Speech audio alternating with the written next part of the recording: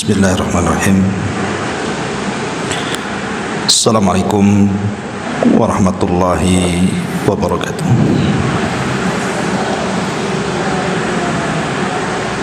Alhamdulillah wassalatu wassalamu ala Rasulillah wa ala alihi wa sahbihi wa mawalah wa la hawla wa la quwwata illa billahi wa ba'd.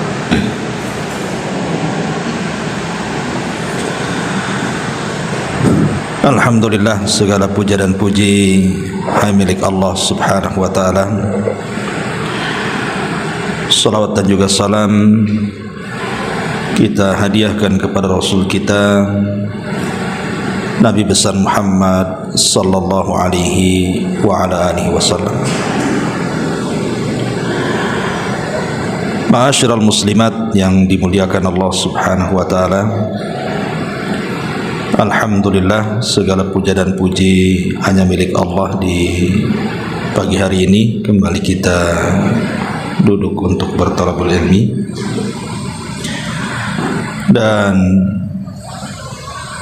pembahasan di pagi hari ini masih seputar nasihat. Kita akan membahas tentang seputar keluarga, wabil khusus tentang beberapa kesalahan-kesalahan fatal yang dilakukan para suami. Dan ini ibu bisa sampaikan kepada para suami ya. Nah, bapak-bapaknya nggak hadir masalahnya. Ma'asyiral muslimat yang dimuliakan Allah subhanahu wa ta'ala, tidak memperpanjang mukaddimah karena juga waktu. Yang pertama, kesalahan yang fatal bagi seorang suami adalah tidak memberikan nafkah. Dan ini banyak dilakukan oleh para suami yang tidak bertanggung jawab. Mungkin dengan berjalannya waktu biasanya. Kalau awal-awal menikah biasanya masih bagus, tapi dengan berjalannya waktu nampaklah ada beberapa watak atau sifat para suami itu yang kemudian menjadikan tujuan berumah tangga itu tidak sebagaimana yang diinginkan. Bahkan ada yang terang-terangan seorang suami itu justru menyuruh istrinya untuk bekerja. Ini kan aib bagi para suami harusnya. Yang lebih parah lagi, terkadang disuruh bekerja itu malah dijauhkan daripada rumahnya. Entah disuruh bekerja ke luar negeri, jadi pembantu rumah tangga atau apalah pekerjaan yang itu sebenarnya bukan kewajiban seorang istri mencarinya. Karena Allah subhanahu wa ta'ala mengatakan dalam surah Al-Baqarah 233, wa 'alal mauludi lahu rizquhunna wa qiswatuhunna bil ma'ruf. Dan kewajiban seorang ayah adalah memberi makan dan juga pakaian kepada istrinya dengan cara yang baik. Makanya ditegaskan dalam sebuah hadis yang dikeluarkan Imam Ahmad dalam musnadnya, Nabi mengatakan, kafa bil mar'i isman an yudayyi'a man yaqut. Cukuplah seseorang itu telah melakukan dosa ketika dia melalaikan kewajiban kepada orang yang harus ditunaikannya. Ini yang pertama, ini yang fatal ya. Kalau suami kok tidak mencari nafkah, malah cenderung menjadi pengangguran, padahal kalau dia mau mencari kerja itu pasti ada saja. Karena tidak mungkin Allah subhanahu wa ta'ala menahan rizki seseorang. Apalagi dia seorang kepala rumah tangga yang di bawahnya ada orang-orang yang diberi makan oleh dia, anak istrinya. Mustahil. Bahkan yang ada, kalau seandainya dia niat untuk mencari kerja, pasti Allah mudahkan. Ini yang pertama. Yang kedua, mengambil harta istri secara paksa. Ada sebagian suami yang tidak punya akhlak. Terkadang boleh jadi mungkin bahasanya halus, si suami mau ngambil harta istri itu mungkin dengan bahasa-bahasa ya untuk keperluan, nanti diganti, padahal nggak diganti itu, ya. Atau mungkin betul-betul dengan cara paksa. Mungkin istrinya nggak tahu, atau emasnya diambil, dijual kan gitu. Atau betul-betul dengan cara tekanan, kayak orang ngerampok gitu ya. Ah, mana emasnya? Sini, kan itu. Mana uangmu? Nah, ini kan jelas-jelas zalim. Allah Subhanahu wa taala mengatakan, ya ayyuhalladzina amanu la ta'kulu amwalakum bainakum bil batil. Wahai orang-orang yang beriman, janganlah kalian makan harta dengan cara batil. Ini sama dengan mencuri namanya, atau mungkin lebih parah lagi merampok kalau memang jelas-jelas memaksa untuk mengambilnya. Karena dalam Islam itu harta istri itu solid milik dia, nggak ada ikut campur suami. Makanya kenapa kalau kita bicara tentang bab waris, kok laki-laki dapat satu, perempuan kok dapat separuh dari bagian laki-laki? Zahirnya nampak tidak adil, harusnya satu-satu lah. Masa perempuan separuh dari warisan laki-laki? Mana adilnya? Kita katakan Allah lah memberikan hukum itu sudah adil. Sebab kalau seandainya laki-laki itu menikah seandainya, maka harta yang satu itu berbagi dengan istrinya. Tapi kalau si istri dia dapat warisan, dia tidak bisa berbagi dengan suami, itu harta-harta dia.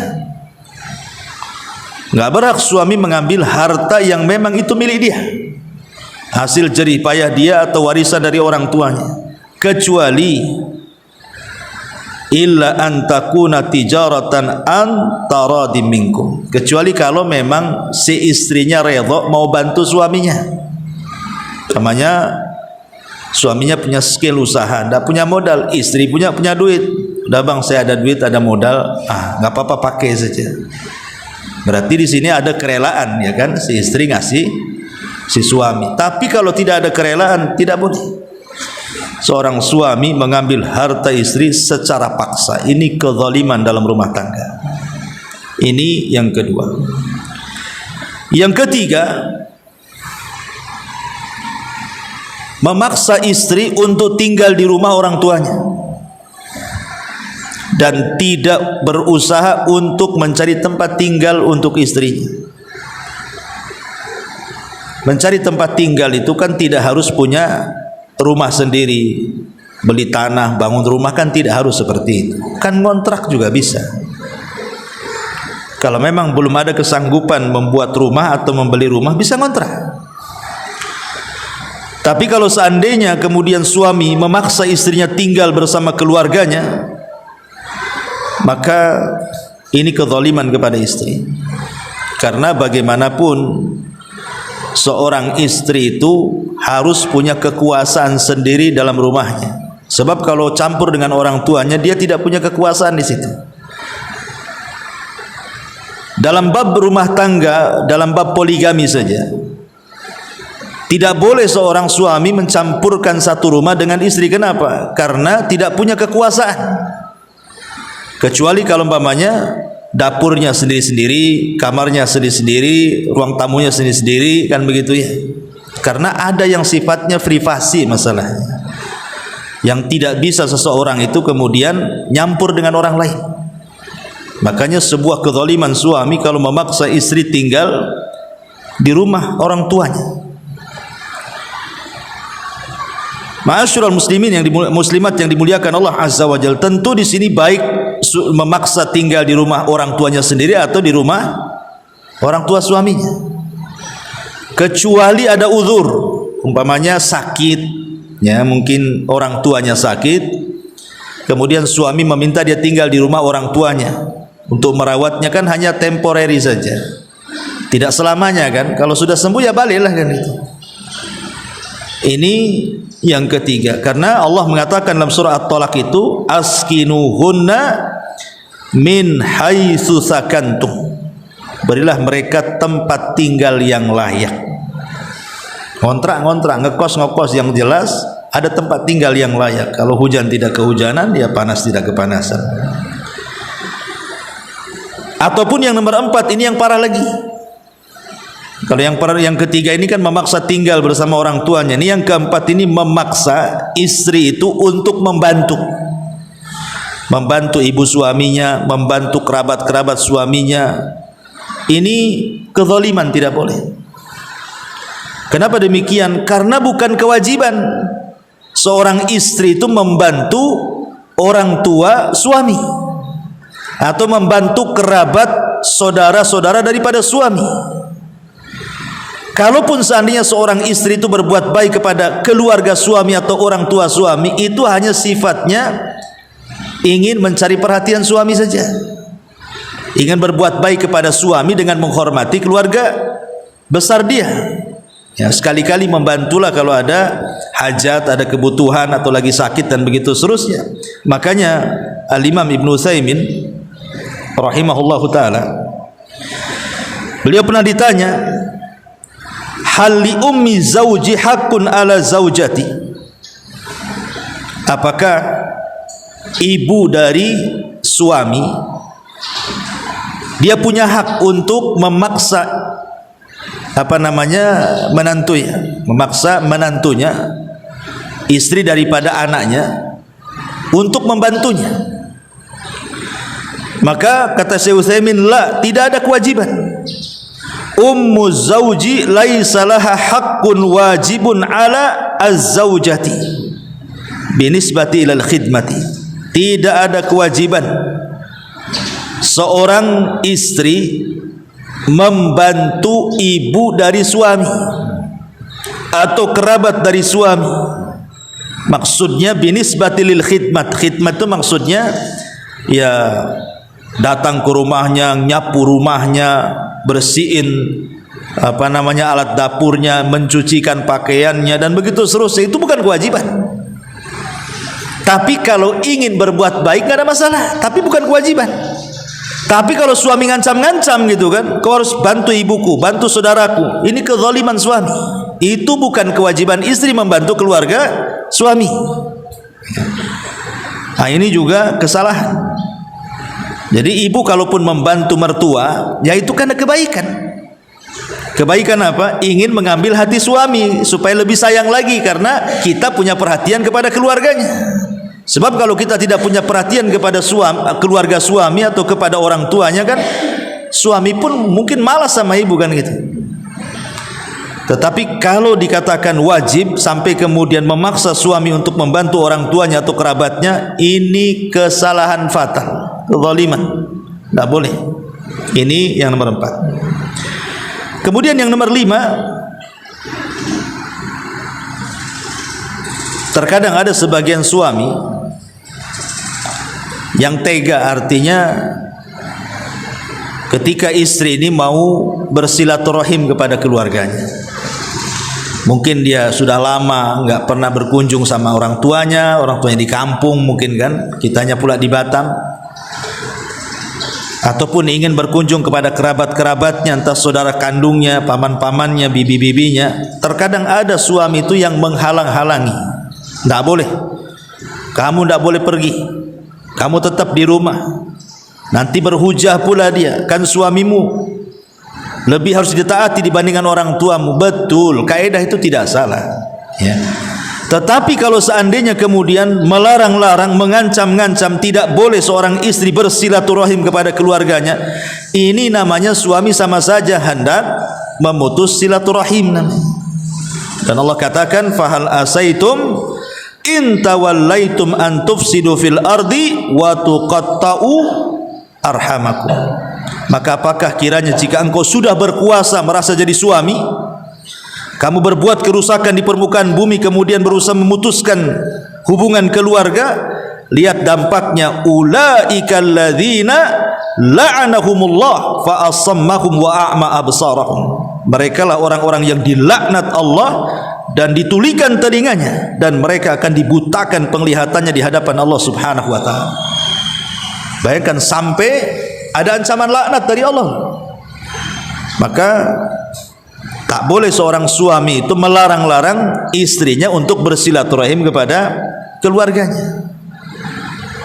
Tetapi juga istri harus tahu diri juga kan itu. Jangan kemudian setiap waktu ngajak suaminya ke keluarganya, tahu mungkin jauh tempatnya, gaji suaminya pun tak banyak. Akhirnya karena merengek-rengek terus, terpaksalah suami akhirnya nekat cari uang tanpa melihat halal haram pula. Yang penting istrinya senang, kan nggak boleh juga. Ya, jadi harus melihat kondisi keuangan juga. Kemudian yang nomor 6, terkadang ada sebagian suami itu kalau mungkin ibu melakukan kesalahan, itu sampai menegurnya itu sampai taraf menyiksa, sampai taraf menyiksa gitu ya. Saya pernah lihat di berita itu sampai dipukuli, bahkan dilukai, bahkan disiram air keras pula, macam-macam ceritanya ya. Jadi ada suami itu yang suka menyiksa istrinya hanya sebuah kesalahan. Padahal dalam Islam itu, kalaupun seandainya istri itu selingkuh, anggaplah selingkuh,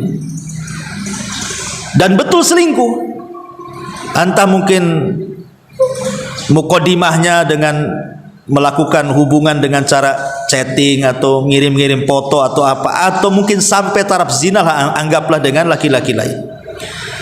Apakah kemudian seorang suami boleh menyiksa istrinya gara-gara perselingkuhan seperti itu? Tidak boleh. Walaupun sudah jelas-jelas nih, mesti istri kurang ajar kan begitu. Karena dalam Islam itu ada tahapan-tahapan ketika menasihati seorang suami kepada istri. Dan itu disebutkan di dalam Al-Quranul Karim, surah An-Nisa 34. Allah Subhanahu wa taala mengatakan, wallati takhafuna nusuzahunna fa'idhuhunna wahjuruhunna fil madhaji wadribuhunna fa in ata'nakum fala tabghu alaihinna sabila innallaha kana aliyan kabira. Dan jika engkau wahai para suami tertakutkan, khawatir ada perselingkuhan yang dilakukan oleh istrimu, kata Allah, apa yang pertama langkah dilakukan? Fa'idhuhunna, nasihati. Nggak langsung main siksa, main pukul, main tunjuk, main melotot, enggak gitu. Nasihati dulu ya, dinasihati. Kalau memang kemudian, karena ada sebagian suami juga yang Masya Allah kadang-kadang nggak punya kepedulian, nggak punya kecemburuan dengan kesalahan istri yang fatal, mudah memaafkan, tidak mau ngasih nasihat, alah biarin aja lah. Karena mungkin dia sayangnya si suami kepada istri karena cantiknya, karena apanya kan. Jadi walaupun istrinya kurang ajar, ya dibiarin saja sama dia. Mungkin tipe-tipe suami takut istri lah mungkin gitu ya. Tapi kalau seandainya suami yang bijak kan tidak demikian, dinasihati dulu. Kalau dia tetap ngeyel, baru ada langkah kedua. Kata Allah, wahjuruhunna fil madad, pisah ranjang. Kalau juga tidak bisa pisah ranjang, masih kurang ajar juga, maka memukul itu tahap terakhir. Allah mengatakan wadribuhunna, boleh kalian memukul, tapi bukan menyiksa. Memukul di sini, ulama tafsir mengatakan maksudnya fatribuhunna itu maksudnya dzarban ghaira mubarrih. Apa dzarban ghaira mubarrih itu? Maksudnya pukulan yang tidak berbekas. Pukulan yang tidak berbekas. Karena mukul itu sebenarnya hanya simbol bahwa tidak ada jalan lagi kecuali kita pisah, gitu maksudnya. Jadi memukul itu sudah last terakhir itu. Kayaknya sudah nggak jodoh lagi kita ini. Paksalah dia memukul, tetapi dengan pukulan yang tidak berbekas, tidak melukai, bukan menyiksa. Kemudian yang kedua, syarat memukul itu selain daripada ghairu mubarrih, tidak boleh memukul wajah. Wala tadribul wajha, jangan pukul wajah. Kenapa tidak boleh mukul wajah? Karena Allah Subhanahu wa taala telah menciptakan wajah orang. Tidak boleh seseorang itu memukul wajah yang Allah ciptakan dengan sedemikian indahnya.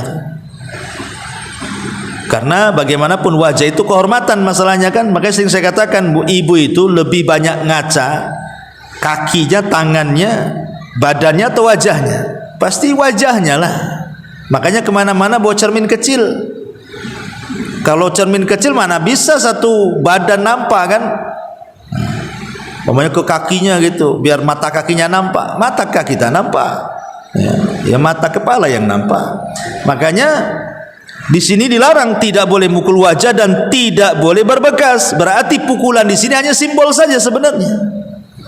Ya mungkin mukul pahanya gitu ya, yang banyak dagingnya. Bukan bagian-bagian yang bisa mencelakakan fisik dia. Jadi ini kesalahan suami menyiksa istri karena sebuah kesalahan, tidak melalui tahapan-tahapan gitu ya. Nasihat, kemudian pisah ranjang, baru memukul. Itu pun bukan menyiksa, ya, memukul. Kemudian juga yang nomor 7. Yang nomor 7 di antara kesalahan suami itu adalah memaksa istri untuk melakukan hubungan suami istri yang diharamkan. Mungkin ini mencakup pamannya memaksa melakukan hubungan gaya binatang yang itu tidak dilakukan oleh manusia. Seperti mamanya melakukan jima lewat duburnya, ini kan jelas dilaknat. Tidak boleh, jangan mau. Ya, seorang istri dipaksa suaminya untuk melakukan seperti itu. Kenapa? Karena ada hadis yang mengatakan, man ata imra'atan fi duburiha. Barang siapa yang mendatangi istrinya dari duburnya, faqad kafara bima unzila ala Muhammadin sallallahu alaihi wasallam. Dia telah kafir dengan syariat Muhammad sallallahu alaihi wasallam. Ataupun memaksa istri ketika istri sedang haid atau nifas, haram, tidak boleh. Karena Rasul mengatakan juga, man ataha idhan aw imra'atan fi duburiha aw kahinan fasaddaqahu faqad kafara bima unzila ala Muhammadin sallallahu alaihi wasallam. Rawahu Ahmad wa Tirmidzi wa Nasa'i wa Ibnu Dawud. Barang siapa yang mendatangi istrinya dan dia sedang haid, atau mendatangi istrinya dari duburnya, atau mendatangi dukun dan membenarkan ucapannya, maka dia telah kufur dengan syariat Muhammad sallallahu alaihi wa ala alihi wasallam. Jadi tidak boleh, ya. Ibu jangan mau juga kalau suami maksa seperti itu. Atau mungkin meniru orang-orang barat lah ya. Meniru orang-orang barat yang menjijikkan bahasanya, mungkin disuruh makan kotoran atau apa, naudzubillah. Intinya bahwa kalau memang dia memaksa untuk melakukan hubungan yang aneh-aneh, yang tidak sejalur dengan fitrah dan juga syariat Islam, maka ibu jangan mau. Karena ini kezaliman suami. Ngapain maksa-maksa seperti itu? Terkadang binatang saja tidak melakukannya, manusia pula melakukannya. Naudzubillah. Ya. Ini yang nomor 7. Kemudian yang nomor 8. Ini juga kesalahan fatal ya. Yang nomor 8, meninggalkan istri dengan cara menggantung. Tidak menceraikan, ya tidak memberikan nafkah. Ada suami ini kalau seandainya dia enggak senang dengan istrinya, langsung pergi dia. Habis itu tak balik lagi. Harusnya kalau memang dia tidak suka, ceraikan, biar dia dapat jodoh lagi. Ini diceraikan tidak, dikasih nafkah tidak.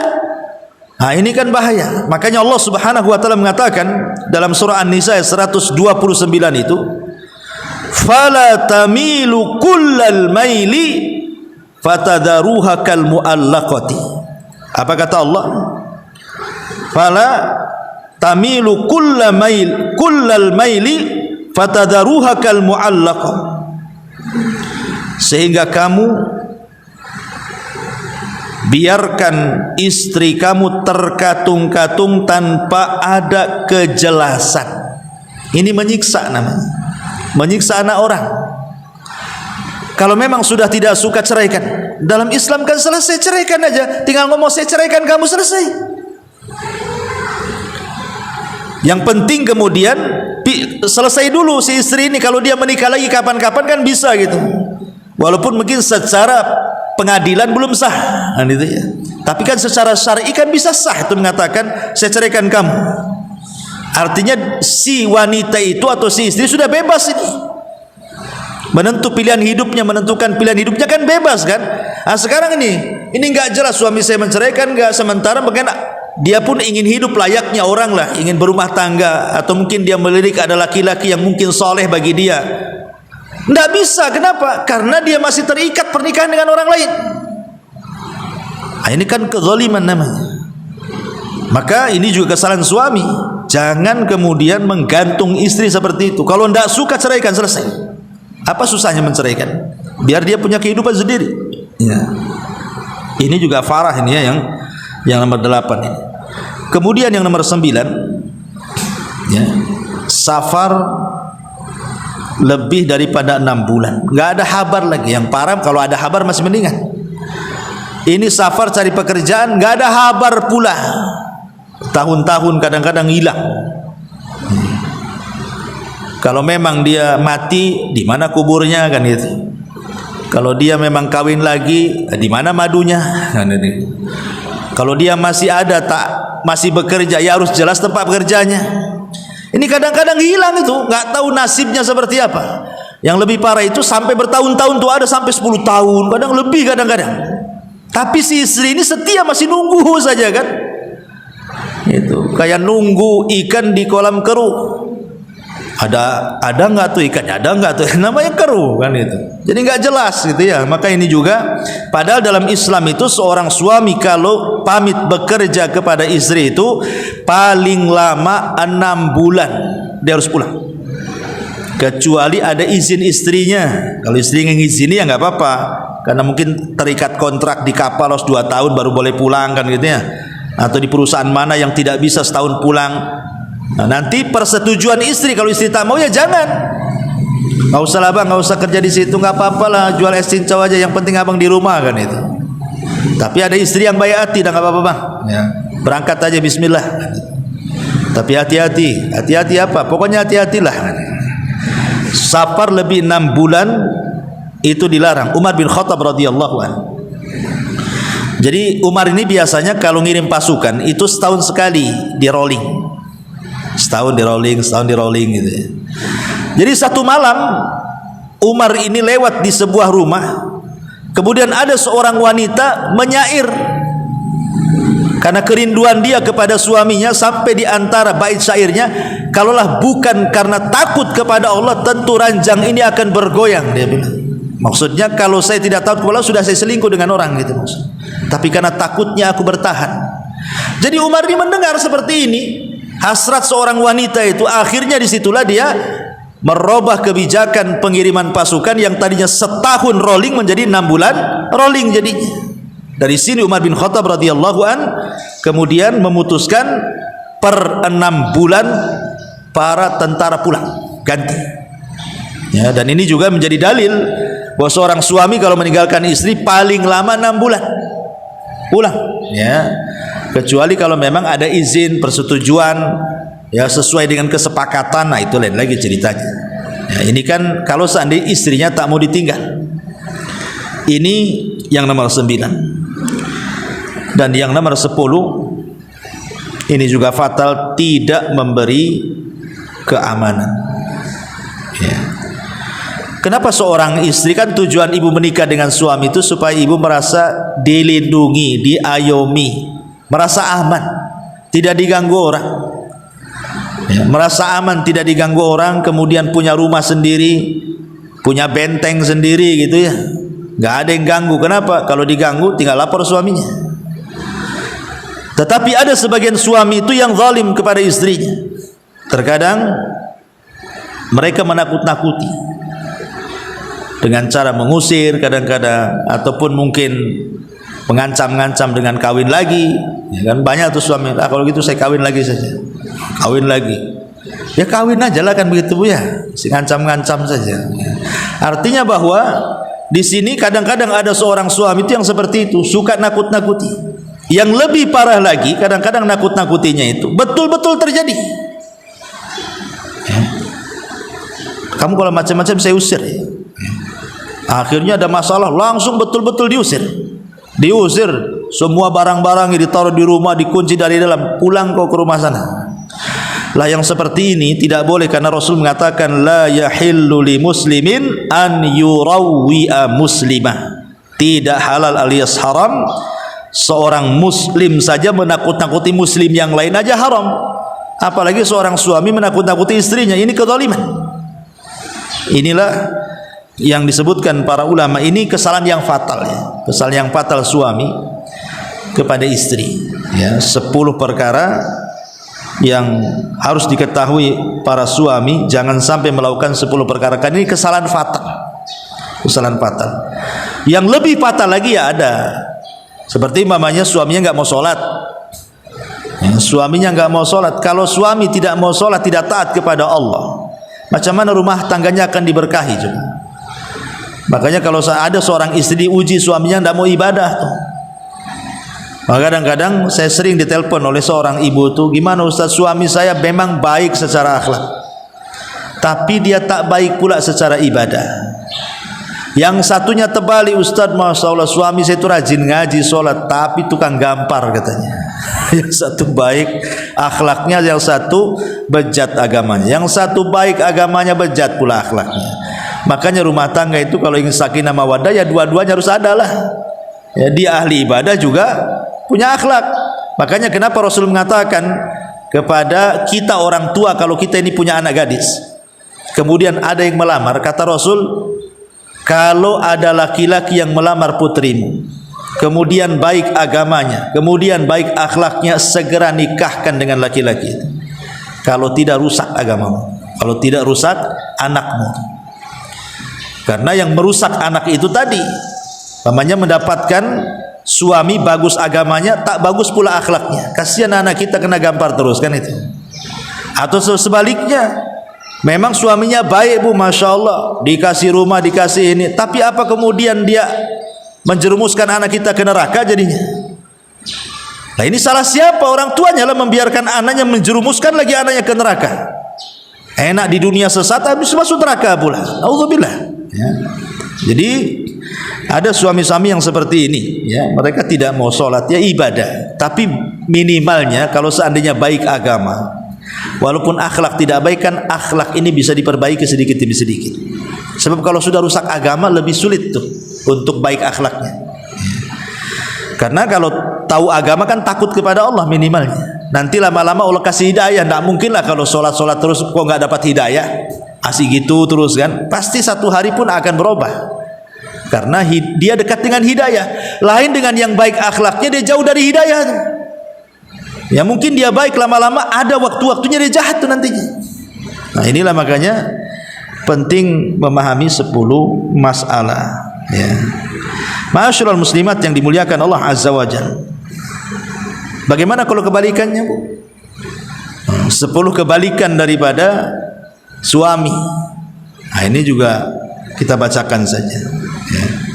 Ini terbalik nih ya. Yang pertama 10 kesalahan istri juga ini. Kalau ini benar pengajian nih, karena saya depan ibu-ibu. Kalau tadi kan harusnya depan bapak-bapak kan itu. Yang pertama bu ya, kesalahan ibu itu,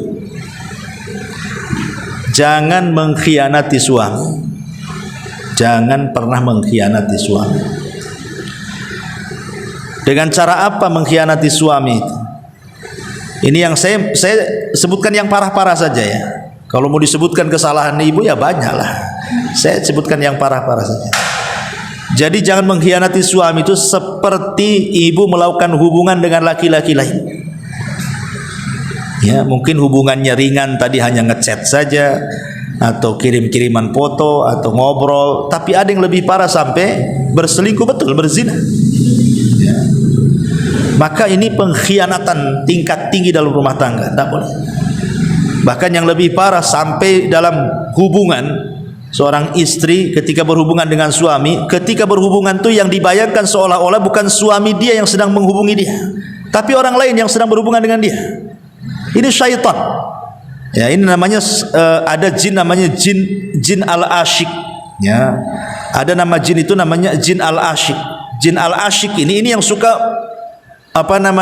mengganggu rumah tangga, masuk kepada para wanita, kemudian menghayalkan laki-laki lain. Terkadang laki-laki ini mungkin ibu tidak kenal, tidak pernah ketemu, tidak pernah salaman, tidak pernah ngobrol. Boleh jadi mungkin artis-artis yang ibu nggak kenal, mungkin tengok drakor gitu ya, drama Korea. Habis tengok artisnya, tengok pula suami ibu. Kok beda, yang ini putih, yang ini hitam gitu. Hitam putih jadi gitu ya. Akhirnya kemudian kebayang pula, ini nggak boleh. Kalau sudah menjadi suami, terimalah takdirmu. Terima takdir, itulah takdir. Justru di situ letak sorganya ibu itu, sabar. Ketika melihat suami tetangga ganteng, kok suami sendiri kurang ganteng, ibu sabar, di situ letak sorganya. Sabarnya di situ. Ini yang pertama. Yang kedua, ya, menyama-nyamakan suami dengan orang lain.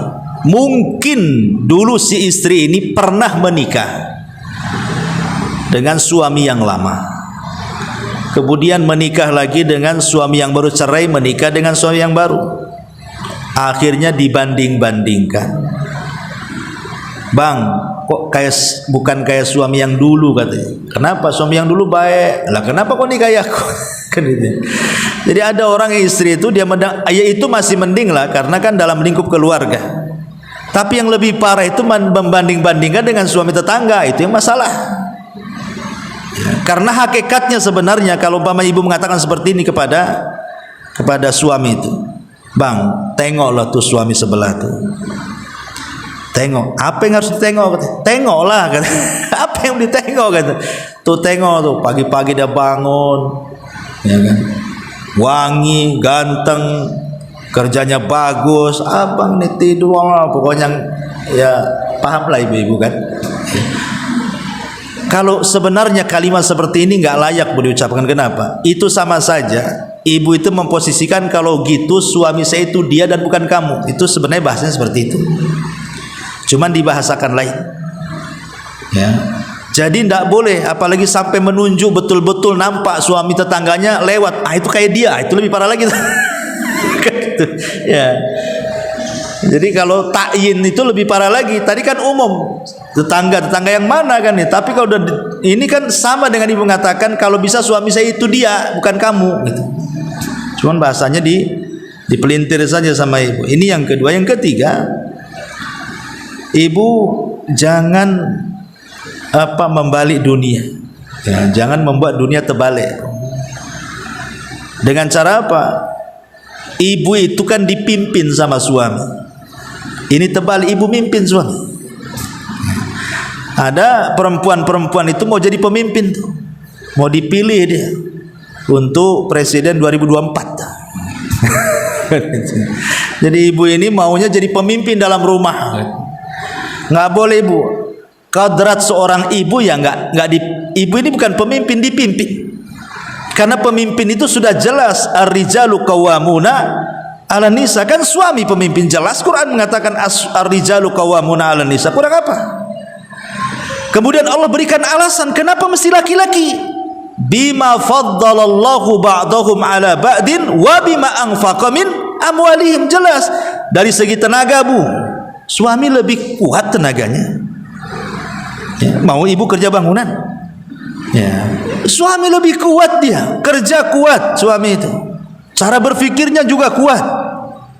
Kemudian juga mereka sempurna agamanya.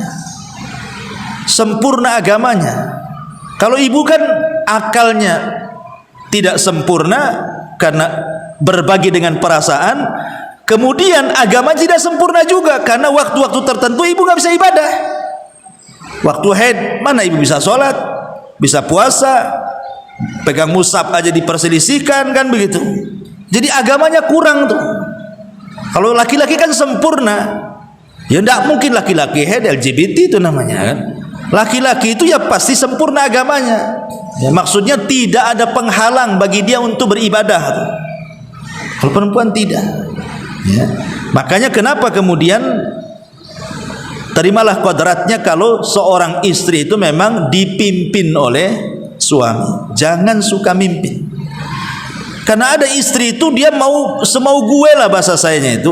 Keluar rumah sesuka dia, ya, mau izin mau enggak terserah dia. Atau suaminya datang, istrinya nggak ada.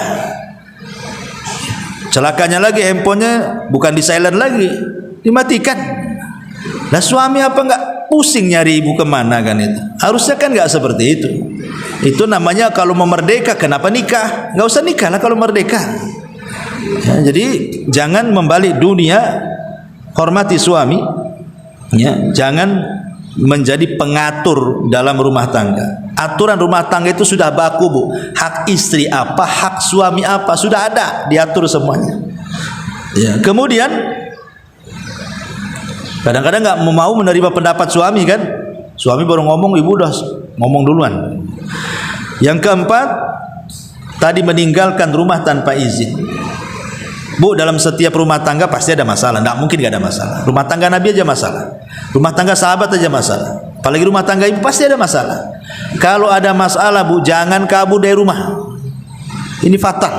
Ya, kalau sampai seorang wanita meninggalkan rumah, ini fatal sekali. Karena berarti perempuan ini tidak mau menyelesaikan masalah keluarga. Dia mau memperluat. Sebab kalau dia sudah kabur dari rumah, ini masalahnya bukan sebatas rumah, tapi dia akan menyebar kemana-mana. Tidak mungkin orang lagi kesel kemudian ke rumah kawannya tidak cerita di kawan itu, mustahil, Bu. Atau mungkin pulang kampung ke rumah orang tuanya, nggak mungkin diam-diam, pasti akan cerita juga. Sampai kapan ibu diamkan itu? Murung-murung pasti ditanya kawannya. Oh, susah kali kamu tertawa, biasanya kalau ketawa itu 1 jam dah berhenti kan. Kadang senyum aja susah, mesti kan ditanya begitu. Atau paksalah awalnya mungkin sikit yang diceritakan. Keasikan melebar, akhirnya semua diceritakan. Kan jadinya memindahkan masalah tuh jadinya. Maka ini yang nomor 4. Kemudian yang nomor 5, jangan menghina keluarga suami. Ini fatal. Ya, banyak istri-istri itu yang tidak menghormati keluarga suami, bahkan lebih parah menghina ibunya suami, menghina saudaranya suami. Ada ya perempuan yang nggak tahu diri nih kayak gini nih. Ya. Kemudian juga yang nomor 6, jangan suka berdusta. Maksudnya berdusta, dustanya ini yang tingkatannya dusta besar, bukan dusta kecil. Kalau berdusta dalam rumah tangga itu dibolehkan sebenarnya, kalau dalam rangka untuk keutuhan rumah tangga.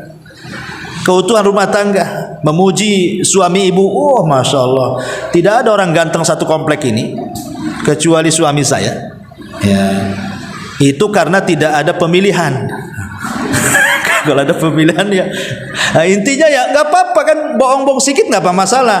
Tapi masalahnya ada nih seorang istri kalau berdusta, ini sampai tingkat perang tetangga. Jangan, Bu, jangan sampai berdusta di hadapan suami, akhirnya suami jadi bawa parang ke tetangga. Bang, ini akhir-akhir ini itu tetangga itu kalau saya lewat tuh suaminya selalu mandangi saya. Masalah, Bu. Apa enggak cemburunya suami naik itu pitam, ambil parang nanti. Jangan ya, jangan berdosa sampai akhirnya perang. Ya kalau memang betul tuh tutupi saja lah, jangan diceritakan. Karena nanti masalahnya beda kalau sudah laki-laki dengan laki-laki, beda, Bu. Ustadz dengan ustadz aja main parang kemarin, kena bacok tuh kepalanya orang. Di mana tuh? Di Batam Center ya. Sesama ustadz itu. Gara-gara apa saya tak tahu, yang satu kena bacok kepalanya, habis sarafnya kena. Jadi kalau sudah urusan laki-laki dengan laki-laki ini bahaya, dan ibu pula kompor gasnya. Jadi jangan berdusta yang menjadikan dusta suami ini jadi masalah dengan orang. Berdusta soal keluarganya, dijelek-jelekin, kemudian berbohong dan begitu seterusnya, ini jangan sampai. Kemudian nomor 7, membongkar aib keluar rumah. Tidak boleh, ya. Privasi. Ibu yang tahu suami tutupi. Sejelek apapun suami, bilang suami saya baik. Ya. Sekecil apapun gaji, bilang suami saya miliarder. Itu maksudnya. Kan itu. Alhamdulillah saya punya suami Kenapa? Makan enak, walaupun padahal maksudnya kan nasi dengan tahu tempe aja hari-hari, tapi sama orang, wah kalau saya enak di rumah. Kalau umpamanya kawannya cerita makan daging, bilang enak suami saya, ya hari-hari bawakan makanan gitu. Walaupun itu berdusta, tetapi kan memuji suaminya. Ya, daripada terus terang, berapa gaji suamimu? 10 juta. Mikir deh, kenapa? Suamiku payah kata. Suami payah-payah bu. Kenapa gaji sebulan gak cukup untuk makan kata. Maka urusan-urusan privasi tidak boleh diceritakan karena aib masalahnya bu. Yang tahu dapur ibu itu ibu saja, jangan orang lain tahu.